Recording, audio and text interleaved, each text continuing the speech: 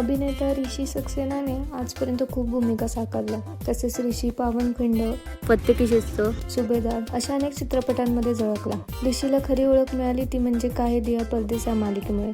तर आता ऋषीचा लवकरच एक नवा चित्रपट प्रेक्षकांच्या भेटीला येणार आहे. या चित्रपटाचं नाव मल्हार असं आहे. हा चित्रपट 31 मे 2024 रिलीज होणार आहे. या चित्रपटामध्ये ऋषीबरोबरच अंजली पाटील, मोहम्मद समद, अक्षता आचार्य, श्रीनिवास पोकळे, विनायक पोद्दार आणि शरीफ हाशमी हे देखील कलाकार या चित्रपटामध्ये झळकणार आहेत.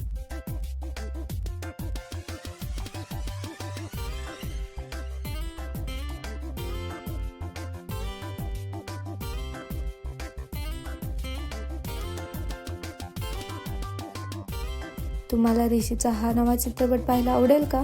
हे आम्हाला कमेंटमध्ये नक्की सांगा. धन्यवाद.